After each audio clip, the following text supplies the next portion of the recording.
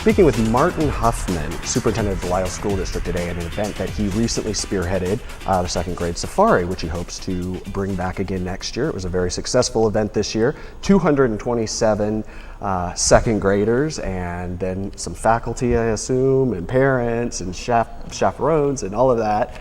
Right. And what was the tie-in with Horse Thief Lake?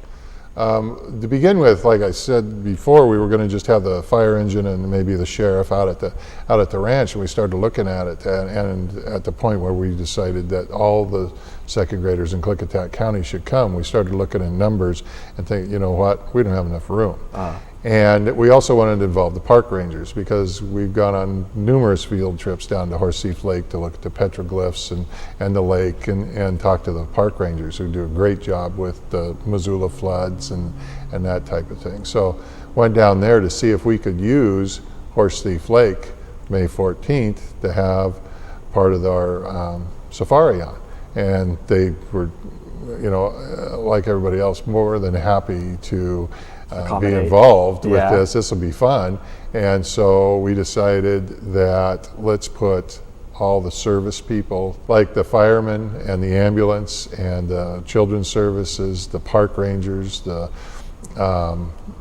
trauma nurses, those people in stations down there, and they could give a talk and let them see the equipment and do the lights and the sirens. And you know, there's one thing that people and kids and everything, you know, like we like sirens and we like lights, but you know, an exotic animal, it's really not that impressive to a giraffe to hear the fire siren going off, because they get a little excited, and the camels do. So that would be a great place, and it's a way, and they can see those and hear those things. And then the Dallesport fire department got together and invited Life Flight to come.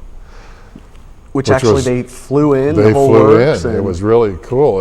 I mean, we didn't count on them as a station because they could be busy, and they could probably leave at any time.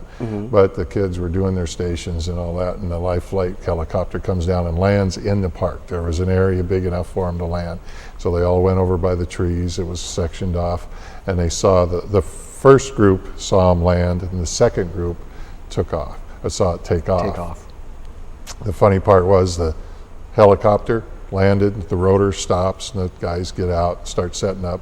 There must have been some military thing going on at the same time, because a military, like a transport plane, flew right over Horse Thief Park, and it looked like it was just part of the field day. Part of the event. And the helicopter guy goes, "Where are they going to land?" And I go, "It's not part of the deal." And he was going, "You got too many things going on here." And so, like I said, we have 227 second graders.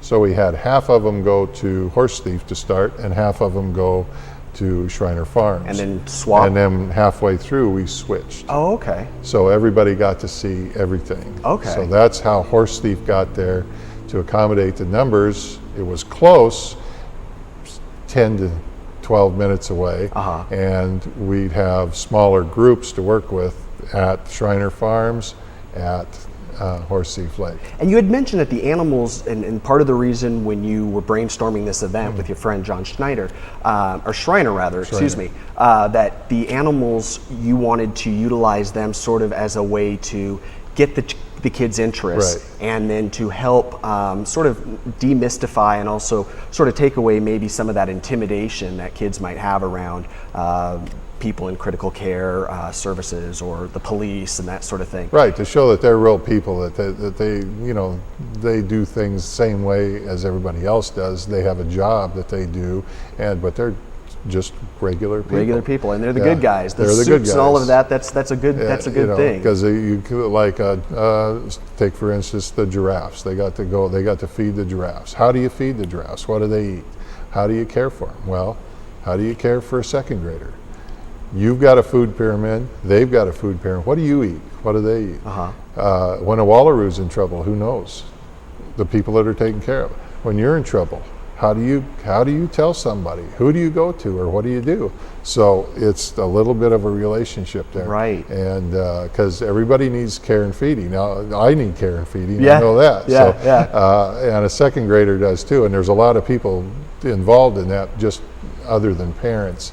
and teachers, and they touch their lives a lot. But there's outside people that get involved there once in a while. Right, and the overall well-being. What were some of the animals the kids got to experience? Well, there were 4 stations at Shriner Farms that we tried to cover the whole gamut. We had the giraffe barn and the camel barn, and then we also had the incubator room, and then an area where the wallaroos are. And, the wallaroos there were reindeer and zebra and camels in that area, and the incubator room, they got to see what an emu egg looked like, what an ostrich egg looked like, and in the incubator were pheasant eggs. Oh, really? Probably, I don't know, it looked like a couple hundred to me. I don't know how many were actually in there. And then there were actually pheasants that were hatched. And so they got to see the chicks and that in the incubator room. And in the wallaroos, they got to see how they live and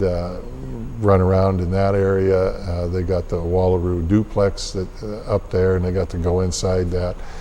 Pretty cool experience. Yeah. It sounds very interesting, and obviously, like we mentioned, it's very different than a zoo. And we should also mention that the Shriner Farm is a private property. It's not open to the public. No, it's Mr. not, yeah. Shriner did this for your students. Just out of the goodness of his heart, but this is not something that the public gets to do. No, it was something that was really unique, and that we'd been working on for a few years, just taking a couple of trips up there, and decided that let's do something a little bit bigger, and let's do it once a year.